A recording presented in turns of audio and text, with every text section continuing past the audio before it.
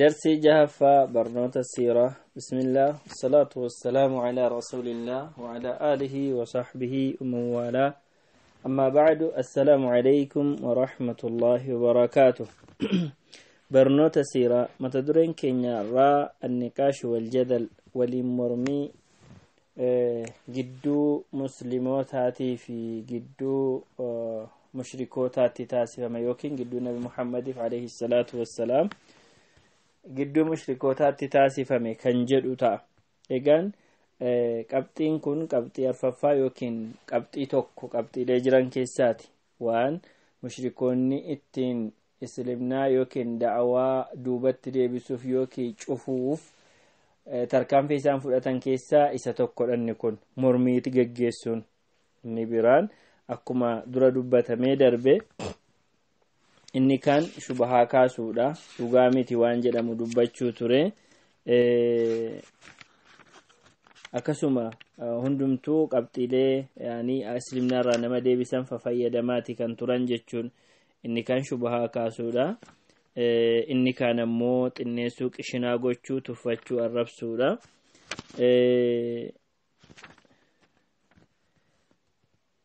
Isa kanatu akka islimnaarraa deebi'amu taasisaati kan ture. Isa keessa qabxiin inni biraan mormii geggeessuudha.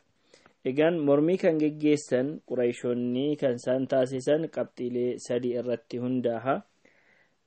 Qabxiin inni tokko waa'ee tawxiidaati, waa'ee tokkichummaa rabbiiti. Inni lammataa ergamaa ta'uu nabi Muhammadii. Inni sadaffaa du'anii qabrii ka'uu irratti mormii garaagaraati kan kaafamaa ture. Waa'ee qabrii irraa kaafamuu ilaalchisee baay'ee isaan ajaa'ibaa ture. Waan sammuun namaa fudhachuu hin dandeenye, namni du'e deebi'ee ka'uun hin danda'amaa kan jedhamu kaasanii dubbataa turan. Rabbiinis akkana jedhee yaada isaanii ibse. A'uudhu billahi minash shayxaanir rajiim. A'idhaa mitnaa wa kunnaa turaaban wa cidhaaman a'innaa lamabcuuthuun. Yeroo duunee biyyoo taanee lafee taanee deebinee kaafamna. Abbootiin keenya warri duraas ni kaafamu. Kun deebifamuu haqarraa yookiin dhugaarraa fagaatedha. Nama mee isinitti agarsiisna namicha tokko kan isinitti odeessu gaafa duutanii ciccittanii kaatan yookiin duutanii biyyeen isin nyaatee fixe uumaa haaraa taasifamtanii kaafamtani. Qabriidhaa deebitanii nama taatanii kaafamtu kan jedhu tokko isinitti agarsiifna. Namichi kun rabbi irratti soba moo ni maraate laata jedhan. Rabbiin deebii isaanii kenne warri kafaran, warri akhiraatti hin amanne jal'ina haqarraa fagoo ta'e keessa jiru jedhanii dubbatan. Isaan keessaa walli isaan tokko akkana jedha. Sadu'anii achii booda du'aa kaafamanii san booda walitti qabamuudha. Kun dubbii kiyaala yookiin zimmi jedheetuma qalbii namaatti dhufu yaa haadha amri jedheeti wallisee yaadicha akka fudhataman qabne taasisuu yaalii godhe. Rabbiin subhaanahu wa ta'aalaa yaada kana irratti deebisuu ilaalchisee qabxiilee garaagaraa keessatti dubbate. Asirratti akka cuunfaatti dhiyaatu.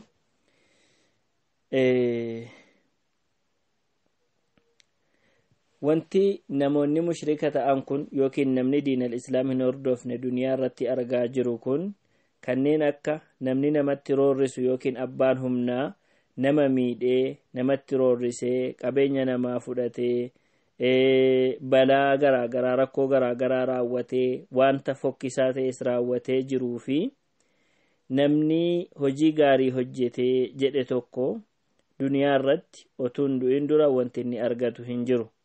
Inni waan gaarii hojjete duniyaa irratti sawaabni inni argatu homaa hin jiru. Inni zaalima ta'es yaani guutummaan guutuutti argata jedhamee hin fudhatamu.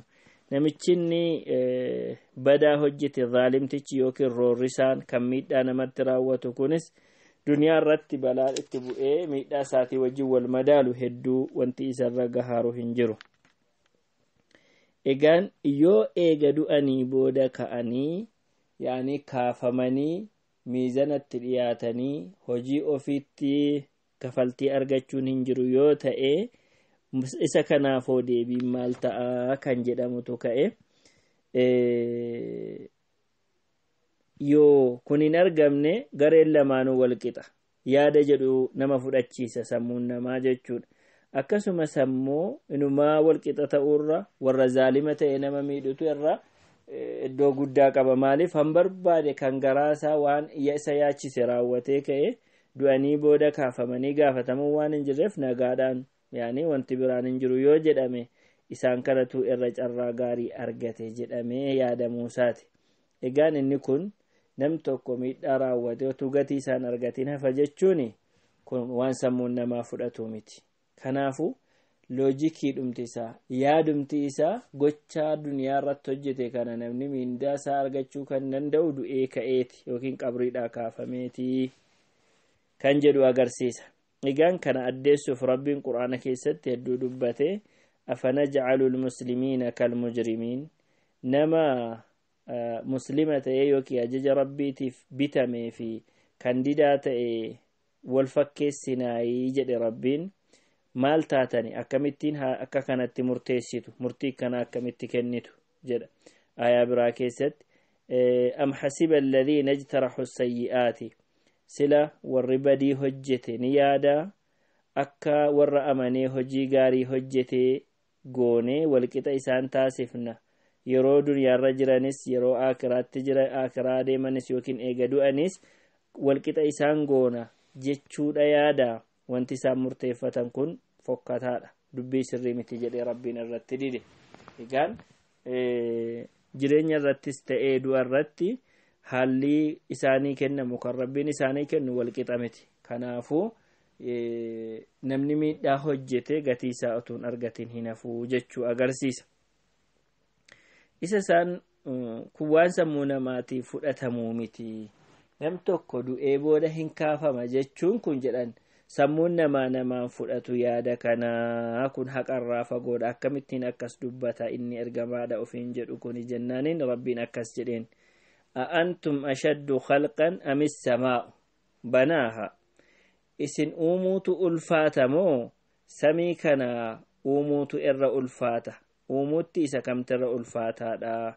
Rabbiin ijaaree jira samii kana jedheeniin أولم يروا أن الله الذي خلق السماوات الآية هن أجر سلا رب جري هم بري جتشودا ربي سمي في دتشي أومي تأو سمي في دتشي أومون كن إسندد نفسي مني كان إسندد نفسي مني تأو كان هم بيكني دنداء تأوسا ربين إني سمي في دتشي أوموت هندد نبين دنداء تأو هم بيكني deebisee isaan fayyisuun eega du'anii booda yookiin du'aa deebisee fayyisuun akka isan dadhabsiifne ta'uu hin beekne kana inumaa kana qofaa miti danda'aadhanni waa hundumarrattuyyuu danda'aadha. Du'aa fayyisuu qofatu hin ta'in miindaa galchuuttis jannata argachiisuuttis waa hundumattuu danda'aadha jedha. Maaliifii haaraa sinitti ta'a rabbiin eega namni eega du'ee booda kaafamuun maaliif haaraa sinitti ta'a? Bartanii jirtu akka rabbiin jalqaba lafaa kaasee uume bartanii jirtu maaliif kana yaadattanii jedheen itti fufee rabbiin akkuma jalqaba waa uumuu eegalletti isa dhabamsiifnes deebisnee argamsiifna kun waadaa nurra jiru nuti numa raawwanna kana jedheen. Achii booda akka isaanii galuuf amma karaa baay'eedha walqixan taatan eega jedhee walqixa ta'uu dhabuun yoo du'anii ka'an malee hin jiru. Gama biraatiin ammoo inni uume argamsiise kun deebisee ajjeesee haaraa jiraachisuun isatti hin ulfaatu jechuu ibse. Gama biraatiin ammoo wantoota beekamaa waan isaan biratti mul'atu itti dubbatee maal jedha afa'ayyinaa bil khalqil awwal bal hum fi labsin min khalqin jadiid ahwanu alayhi jedhee dubbata. Maal jedhaani rabbiin uumaa sila uumee argamsiise tokko deebisuun akkuma ilaalcha namaattuu isarratti salphaadha. Waan sila lafa argamee dhabame tokko deebisanii argamsiisuun isarratti salphaadha. Innoo durayyuu otuu fakkeenya wayirraan fudhatin argamsiise san booda deebisee argamsiisuun waan ulfaatu miti. Uumaa jalqabaa uumuun nu dadhabsiiseeraayi nun dadhabsiisne jedheeti isaanumatu shakkii qaba akka uumaa haaraa deebisne umnu yookiin isaa dhabamsiifne sana deebifne argamsiifnu gochuu keenya irratti isaanumatu shakkii keessa jira jedhee dubbate rabbiin. Qabxiileen kun namni du'ee kaafamaa waan jedhamu irratti kan deebii kennu ta'a jechuudha. Shakkii isaaniitiif qabxiileen kun deebii isaanii kenne. Itti aansuutiin ergamummaa nabi Muhammad alayhi salaatu wassalaam ilaalchisee dubbii dharaa yookiin holola irratti geggeessaa turani. Kuni kan isaan akkas ta'aa turan otuma nabi Muhammad alayhi salaatu wassalaam amanamaa ta'uu, nama gaarii ta'uu, sodaa rabbii qabaachuu isaa beekanuuti didani. Kun kan ta'uu danda'eef akka ilaalcha isaaniitti aangoon nabiyyummaa kun yookiin aangoon ergamummaa kun namaaf hin malu. Malaayikaa yoo ta'e malee yaada jedhu qabu akka amantii isaaniitti yookiin akka qalbii isaanii keessa jirutti. Kanarraa ka'uutiin gaafa ergamaan rabbii alayhi salaatu wassalaam ani nabiyyii isaati ani ergamaa rabbiiti jedhanii dubbatan ergamummaa koo dhugoomsaa jedhan mushrikoonni dhama'anii ajaa'ibsiifatan. maali haadha rasuuli ya'kulu xaama wayamshii fil aswaaq maali ergamichi kun kani gabaa keessa deemee nyaata akkuma namaa nyaatutu ergamaadha ofiin jedhaayii jedhan kan nyaata nyaanne maleekaadha maleekaa ta'uu qaba jedhan dabalee akkas jedha rabbiin bal ajibu inumaa ni ajaa'ibsiifatani ergamaan waan hin barbaadamnerraa isaan dhowwu tokko kanumti nama akka isaanii ta'e isaanitti dhufu ajaa'ibsiifatanii kaafiroonni maal jedhan kun dubbii ajaa'ibaati akkamitti namni ergamaa ta'a jedhanii didanii maal jedhu rabbiin namatti ergaa wayyuu hin arganne jedhanii numaa didan yaani gabaabaadhumatti ijaa nama taateef ergamaa ta'uu hin dandeessu jedhanii akka isaan didan ragaadha inni kun jechuudha rabbiin waan isaan dubbatan kana gaafa irratti deebisu maal jedhe eenyutu kitaaba isa nabi Muusaan fidee dhufe sana ifaa fi qajeeluma dhala namaatiif ta'e sana eenyutu buuse jedhii gaafadhu jedheen qissaa nabiyyoota seenaa nabiyyootaa fi yookiin anbiyootaa fi ummata isaanii gidduutti wal mormii taateewwan jaraa fi ummata isaanii gidduutti taasifame hedduu dubbatee dinnaa jarri didanis dubbatee akkana jedheen in antum illaa basharun mithlunaa jedhani ummanni kana duraas nabiyyoota isaanii yookiin ergamoota isaanitti dhufaniin maal jedhan isin namuma akka keenyaa turtan malee waan addaa miti jennaan ergamoonnis deebii kana kennan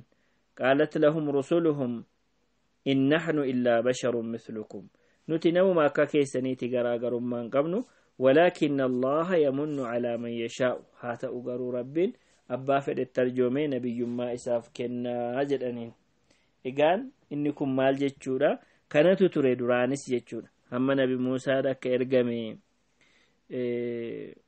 دبته جتشورا أنبيوني إرجموني هندم تسانيو نمتران وسو malaayikaa ta'uun jiraadha osoo mirkanaa yookiin osoo malaayikaa ta'u ta'eeti ergamummaan barbaadame kun wanti ergamuu dhala yaaniin ergamaa ta'anii dhufuun kun kan inni barbaadamuuf bakkan ga'uu ture maaliif jennaan malaayikaatti hidhatanii deemuun rakkisaadha akkana jedha rabbiinis otuu ergamaa kana malaayikaa goone malaayikaarraa dhufe ta'eeyyuu sila akkuma namaa fakkeessine ergine otuu siriinsaa malaayikaatu ergamee namatti dhufa ta'e bifa namaatiin namatti dhufa ture sila isa isaa nama wal fakkeessaa jiran kana isaan irratti wal fakkeessina malaayikaas nama fakkeessineetuma ergina yaani malaayikaa ta'ee dhufnaan itti hidhatanii yaada isaa fudhachuun hin ulfaata waan ta'eef ergina gaafa sana isaan irratti wal fakkaata ammayyuu jedheeti rabbiin irratti deebisee jechuudha.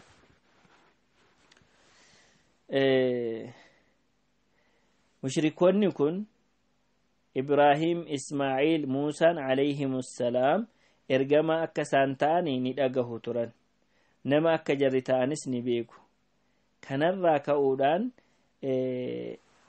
shubahaata yookiin holola asirratti kaasanii dubbataa jiran kana fiixa baafachuu hin dandeenye asuma irratti dhaabaniit isa kana namni ergamaa hin ta'u isa jedhu kana seenaa jirutti dubbatamee wanta jiru gaafa dhagahan kanarra darbuu hin dandeenye. Amma maal godhan gaaffii gara biraa kaasan. Sunis maal jechuudha? Rabbiin nama ergaasaa ummataan ga'u nama biraa dhabeetu Muhammadiin yatiima ergamaa taasisaa jedhaniin gurguddoonni namaa osoo jiranuu. Kana yeroo ibsu rabbiin akkas jedha. لولا نزل هذا القرآن على رجل من القريتين عظيم جدني جدا مالف بوفمود أبي قرآن نكون نموتا يعني قرقودات أن كان غندل مان كيس جران الرت مالف بوفمود أبي نكونس بيا مكاتي في طائف كيستي ور أرقم قدربوت وتجرا كانت ماف بوفمود دي جدني دبتني جنان ربنا الرت دي أكنا جدين أهم يقسمون رحمة ربك جراتو رحمة ما يمكن كنا ربي كيتي جراتو هرا ربين أبا برباد بركاهة أمانا سأ الله أعلم حيث يجعل رسالته بك إرقاء في كاءة إساتو بيكا جديتي يا دساني كان إرت دي إسام ديبيت كن أمس قافة إن كن ديبين كنمي في جدو قام برا دبي برا دبتشو تكان نمني إيغا نمتئي namni eega ergamaa ta'eeti namni taraa namaa yookiin nama aadii ta'uun qabu. Maaliif ergamaan mootii tokkoyyuu mootiin tokko yookiin nama tokko ergamaa ofii taasifate qabeenya kennee fi naawoo yookiin ammoo waardiyyaa isaa wajjin naanna'u kan ulfina isaa kennu kan girgirreessee deemu kennee fi ajjaabii jechuudha. Isaaf godha ture.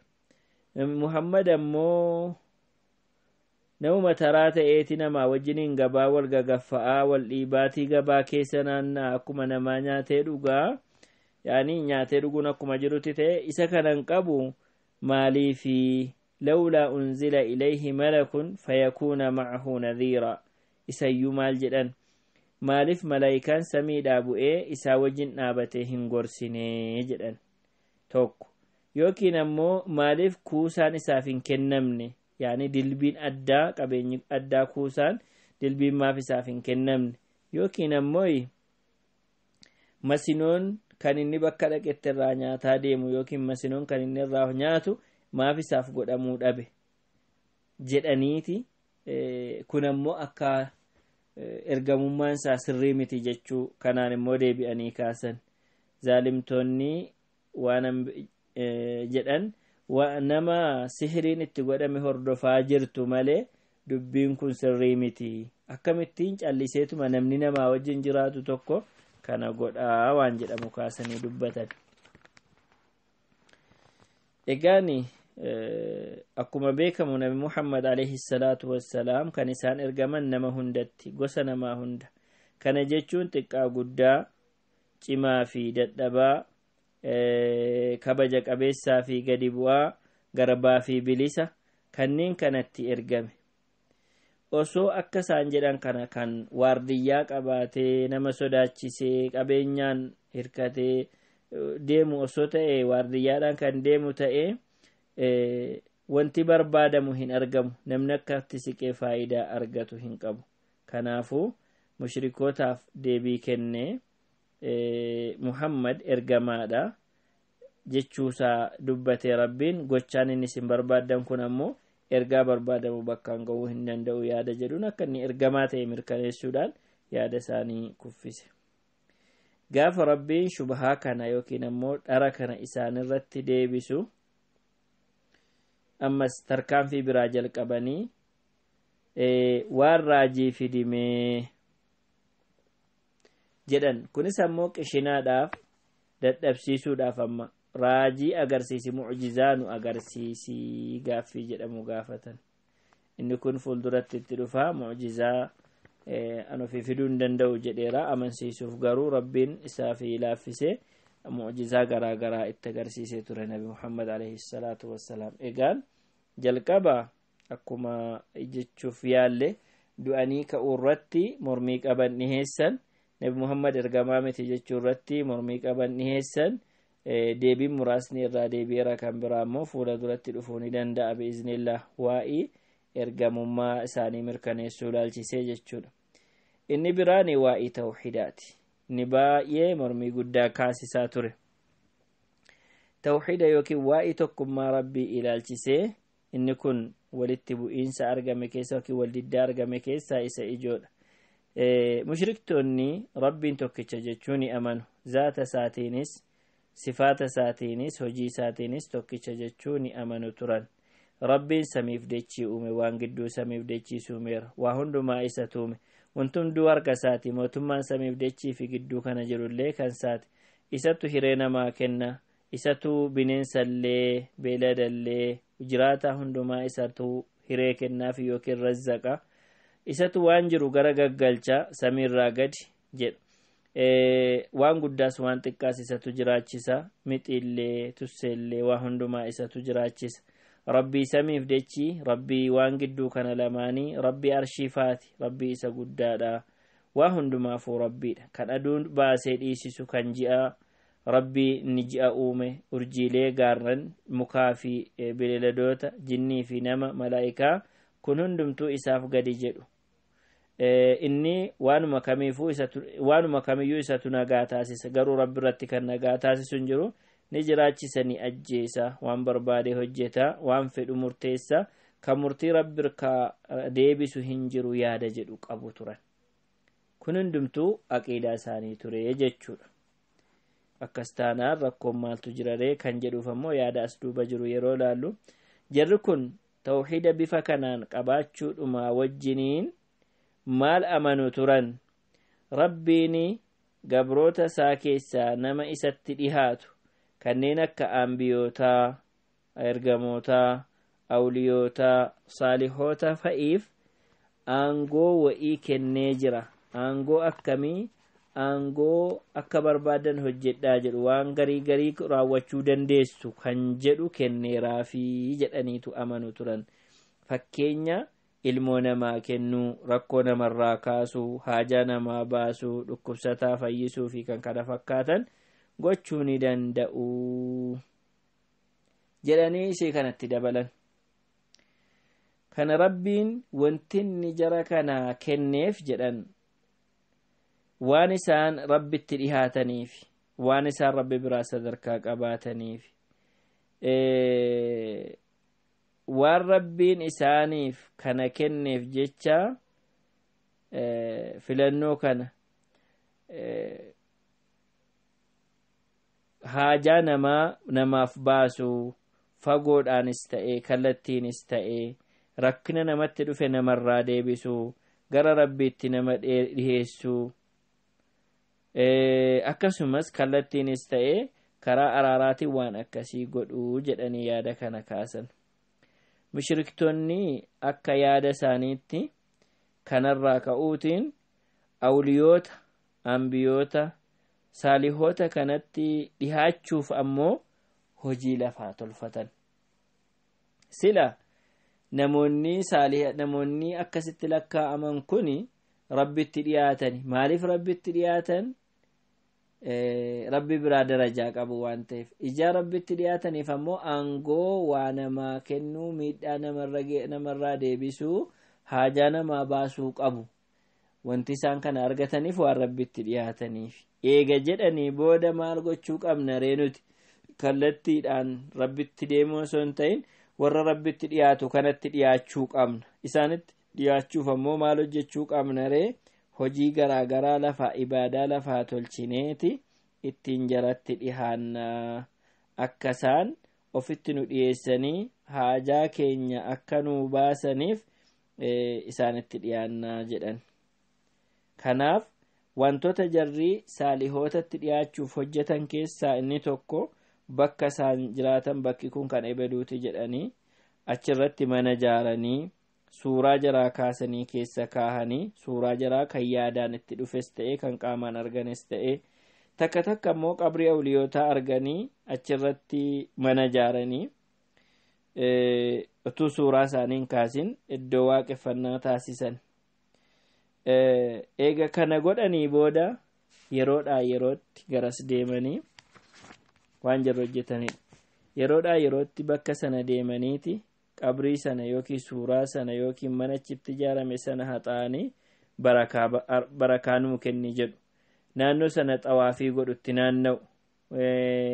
Kabaja isaaniitiif ulfina isaanii ulfina jaraaf godhu. Wareegama jara kanaaf dhiyeessu. Maaliif barbaadame kun? Ittiin jaratti dhiyaachuudha. Akka gatii isaaniif darajaan kenname jecha isaanitti dhihaannaa jedhu. Nazrii godhanii isaaniif kennu. Waan rabbiin isaanii kenne kanneen akka qonnaa, nyaataa, dhugaatii, beelada, warqii, birrii, meeshaalee fi qabeenya garaagaraa dhiheessu. Fakkeenyaaf qonnaa laalchisee qonni kun warra awliyoota jedhaman kanaaf wareega ta'ee yeroo dhiyaatu warra waardiyyaa yookiin eegduu qabrii sanaa, eegduu masaraa sanaa, eegduu bakka sanaatti kennuudhaan jara sanatti kennuudhaan geeffame akka waan isaanii dhiyeeffameetti ilaalaniiti ittiin rabbitti dhiyaatu turan. Qabeenya ilaalchisee kanneen akka midhaanii, nyaata, dhugaatii, warqii, birrii, meeshaalee garaagaraa ilaalchisee haala kanaan yaadu turan. Beelada ilaalchisee ammoo beelada keessaa ni gadhiisu. Kun kan ebeluuti jedhaniiti maqaatti moggaasanii awliyaa sanaaf yookiin saaliyaa sanaaf gadhiisu. Beeladaan kun hin gadhiifamti. Yaani akka barbaadde deemti, iddoo barbaadde nyaatti, nam tokko ishee duran goru. Yeroo tokko tokko qabrii jaraa biratti geessanii qalaniitu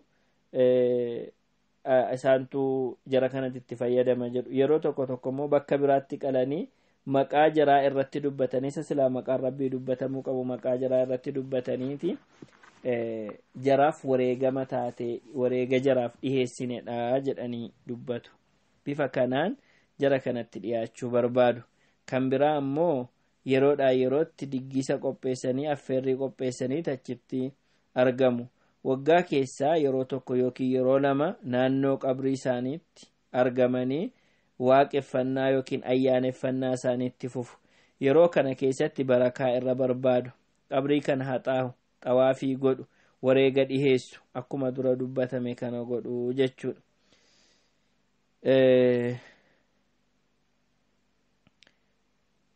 Egaan yeroo isaatti inni fagoo jiru, inni dhihoo jiru, inni guddaan, inni xiqqaan achitti argameetu akka inni nazrii isaa dhiheessu taasifamaa jechuudha. Kun haala mushrikoonni irra turanidha.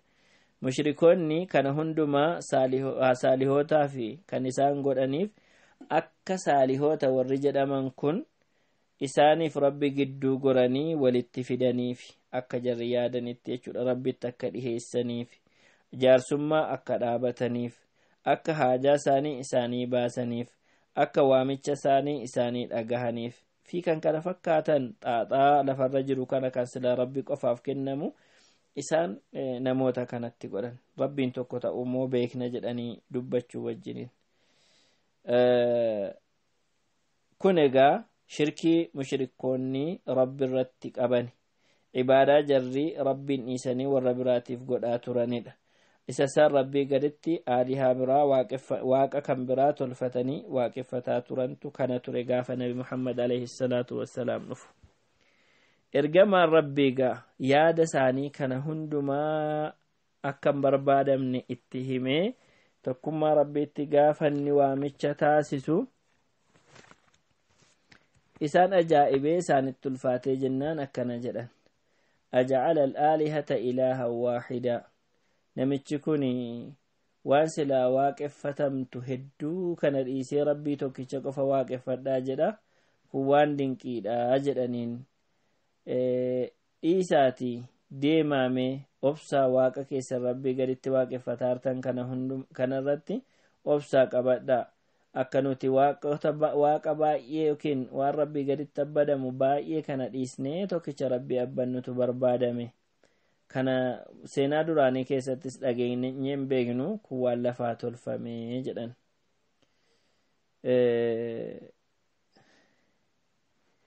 Waan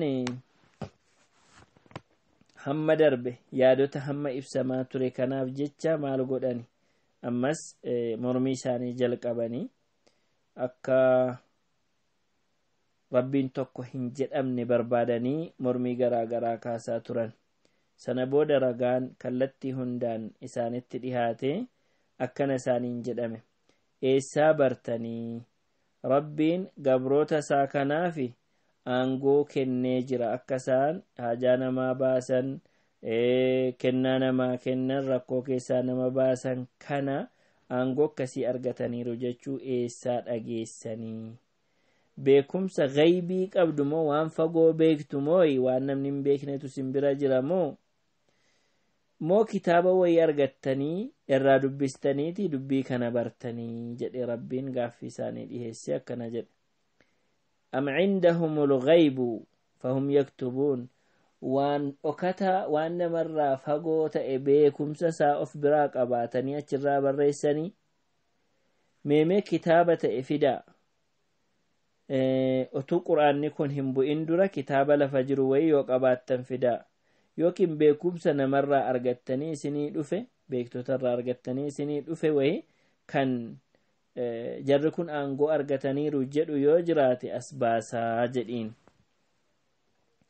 beekumsa addaa qabduu mee ragaa jiru as nuu baasaa waan hordofaartan biraa hin qabdanu tilmaama malee jedheeni rabbiin egaani mushriktoonni gaafa kana kitaaba gaybii wallaaluu isaaniis ta'ee kitaaba dhabu otuu achis asis hin jedhin ishee kana ofitti amananii dubbii biraa deebii kennan bal nattabi'u maa wajadnaa alayhi aabaa'anaa jedhan homaan jiru wanti gaafatamne kun homtuu hin jiru abbootii keenyatu waan akkanaa hojjetu isa arginee duukaa buune malee wanti biraan hin jiru jedhaniin deebii kanaan akka isaan wallaalaa ta'an dadhabaa ta'an addeesse kanatu ifa ta'e asirraa san booda isaaniin jedhame rabbitu beeka isin hin beektan kanaafuu waan rabbiin dubbatu dhagahaatii gara sana deebi'aa jedhee waa'ee waan jarri rabbii gaditti waaqeffatan kana maalummaa isaa isaanitti hime إن الذين تدعون من دون الله عباد أمثالكم والرسل ربي قد اتواقع فالشاجر تنكني نمو مكة كيسانيتي وان تقوان والجالتنين قبدا اسنست اجر والقطة دبدو نما وان دندتك أباتني حاجات انفا كيساني باستميتي جده achi booda ammas dadhabina isaanii ibsuu keessatti mee waan madhaame yoo dhuguma ta'e waan isin kadhattan isiniif haa dhagahanii mee waan madhaa jedheen isaanii wajjin morkii taasisee jechuudha san booda wanti isin rabbii gaditti waan mataa jirtan waan tokko amma qola mukaa wayillee yookiin ammoo qola timiraa tokko argamsiisuu hin danda'anii humnan qaban aangoon qabanii jedheetti otuu isin waammattanis waamicha keessan isiniin dhagahan osoo dhagahan illee isiniin owwaatani guyyaa qiyaamaa gaafa fuula rabbii duratti dhiyaattan ammoo isa isin rabbitti isaan shaarraktan ni kaadu yookiin ni mormu akka rabbiin inni beekaa yaada namaa ibsutti wanti namaa ibsu hin jiru jedhee dubbata warri isin rabbii gaditti waammattan kun waan tokko uumuu hin danda'an ofii isaaniiyyuu du'aadha jiraataa miti hin beekanu yoom akka qabriidhaa kaafaman yookiin akka hisaabaaf dhiyaatan jechuudha waan waa uumuu hin dandeenye kan ofiifuu uumamee rabbiin bira qabdanii waaqeffattuusin kan of tumsuus ta'ee nama biraa tumsuu hin dandeenye akkamittiin waaqa godhattu rabbii gaditti waaqa jedhanii waammatan warri isin rabbii gaditti waaqa jettanii waammatan kun waan tokko uumuu hin danda'an waan tokko ofiifillee argamsiisuu hin danda'an miidhaas ta'e faayidaan argamsiisan jiraachuus ta'e du'a ofii isaaniitiif murteeffachuu hin danda'anii kanaafuu waaqummaa hin qaban yookiin waa namaa gochuutti hin qaban jedheen san booda dadhabina isaanii kanarratti tartiiba kanaan kaa'ee sirriitti akka ifa isaanii ta'uuf dubbate warri isin rabbii gaditti waammattan kun لا يستجيبون والذين يدعون من دونه لا يستجيبون لهم بشيء وان تقصاني أواتشون دنداني أكنما بشان بولا يوكين بيري إيلا قباد أبته بشان قجاسي قد حركت هيتته قلنا فدف قرأ فانكوت تجدوتي مالي وان تقو فيدوني هندنداني جدين sanbooda mushrikoonni akka xiqqoosii yaadan gaafatamanii akka isaan yaadaan xiinxaluu qaban kakaase rabbiin akkamittiin namoota waa uumuu hin dandeenye kana rabbii isa waa uumuu wajjiniin wal bira qabdanii jedhee afaman yakhluqu rabbiin inni waa uumuu danda'u sun kaman laa yakhluqu akka nama waa uumuu hin dandeenye wajjiniin wal fakkaataa hin yaaddanii akkamittiin ibaadaas rabbii fi qaama biraa walitti abbaddu akkamittis kadhattu akkamittis haajaa keessan irra barbaaddu jennaan abbaa keenya takkas hojjete abbaan keenya warra qalbii qabudha warra kana dhiisnee gara biraa hin deebinu yaada jedhu kaasan faradda alayhim bi'annahum maa kaanuu muhtadiin jarri kun warra karaa qajeelaarra jiraate miti jal'attoota jedhee rabbiin deebii isaanii kenne abbootii isaanii jechuudha innahum alfaw aabaa'ahum ad-daalliin fahum alaa aathaarihim yuhra'uun jarri abbootii jaraa warra jal'ataa ta'e sana arganiitu jala deemanii kanaafuu faana isaanii irra deemaa jiru warri kunis malee waan addaa karaa qajeelaa hin qabanii jedheettime egaani kun karaa tokko yeroo ta'u gama biraatiin immoo haasaa biraa jalqaban asiin inni kun gaafa dadhabsiisu hin taa'ani waan nama ajaa'ibu keessaa yoomis ta'e duris ta'e hamma gaafa islimnaas ta'e seerri rabbii ergaa wanti barnoonni rabbiin dhala namaatii kenne kuni yookiin ammoo muslimootaaf kenne kun deebii isaanii kennu inni kun haqiiqaadha jedhanii fudhachuu hin danda'an sheexanni fi jal'attoonni isaanii waan hin jirre lafaa uumaniiti isaan dura qabu waan ta'eef maal jedhan amma ammoo waaqni nuti rabbii gaditti gabbaraa jirru kuni isin naamusa malee jaratti daangaa dabartan waan ta'eefi jaratu miidhaa isinirraan gahaa sodaadhaa jedhanii itti dubbatan maaliif akka waaqni nuti rabbii gaditti gabbarru taabonni keenya wanti garaagaraa kun dadhabaa ta'e dubbachaa jirtu miidhaa isinirraan ga'uu deemuu jedhanii dubbatan kunis akkuma warri duraanii jedhaa turanidha in naqulu illa i'taraaka ba'du aalihatinaa bisuu'in waan biraan jennu nuti aalihaa keenya keessaa gariitu waan hamaadhaan si tuqe naamusa balleessitee jennaan miidhaa sirraan gahee akkas qalbii si fuudhee si maraachee jechuudha akkas jechuu jalqaban kanas rabbiin irratti deebisee akka isaan ragaa fiduu qaban itti dubbate akkana jedhaan egaa rabbiinis warri isin rabbii gaditti gabbaraartan kun miidhaa fiduu osoo hin ta'in ofumaafiyyuu sochii hin danda'anii jedhee akkas jedhee dubbate alahum arjulun yamshuuna bihaa am lahum aydin yabxishuuna bihaa al-aaya sila yookiin jarri isin rabbii gaditti waaqeffataa jirtan kun miila ittiin deeman qabu harka ittiin waa qaban qabu ammoo ija ittiin waa argan qabu gurra ittiin waa dhagahan qabu mee warra rabbii gaditti waan mataartan kana waan madhaatii ofitti dabalaa gargaarsa godhadhaa achii booda hamtuu natti yaadaati beellama naan kenninaa jedhiinii jedheen rabbiin egaa taabota keenyatu miidhaa isinirraan ga'a isin balaa isinitti buusa jettanii inumaa walitti da'amaati isin lamaan walitti dabalamaati warri waaqeffatuuf warri waaqeffatamu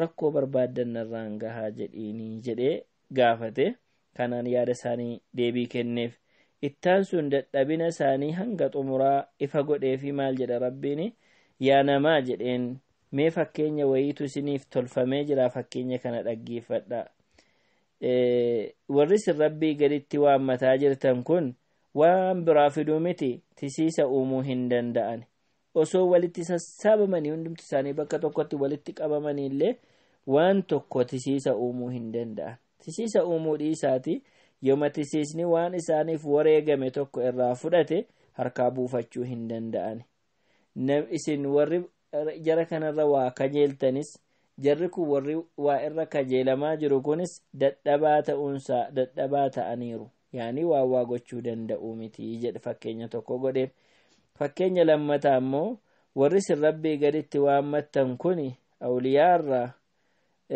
akka sharariitii yookiin jirbifootu mana ijaarratteeti.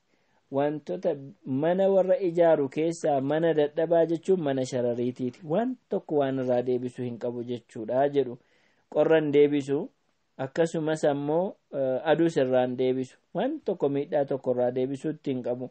Mana kana fakkaata akkasii wanti kuni jedhee irratti didee rabbiin jechuudha. Yaada isaaniis isaan rabbii gaditti waa waaqeffatamu kanaaf karaa kanaan dhufan deebii kenneefi miidhaa fiduu danda'u miti.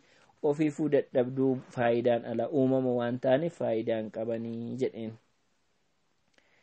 Egaan gaafa bifa kanaan adiitti dubbiin dhufu jarri kun aaranii maal ta'e xumurri isaanii rabbiin arrabsuu, quraana arrabsuu, jibriiliin arrabsuu, nabi muhammadiin arrabsuu kana ta'e rabbiin mu'mintootaan ammoo walaa tasubbu alladhiina يدعون من دون الله فيسب الله عدوا بغير علم إسنين الربسنا والرجل ربي قد اتواقفتو كان آري كانت ربي الربسو بيكم ساملتي جديد ونا نيغا سبب كانت ديسني كانوا ما هندما غاف هفو أما غا همنان توفتا هندما فيدمني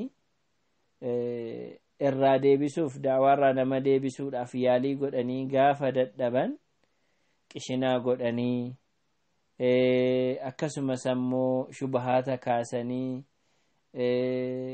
wantoota garaagaraa itti iyyanii mormii kaasanii karuma hundaan gaafa isaanii dadhabamu xumura irratti maal ta'e egaa lolaan humnaan muslimoota azzabuu jalqaban. Egaan mata dureetti taanu muslimoota azzabuu kan jedhuun hanga walitti deebinutti هذا وصلى الله وسلم على نبينا محمد.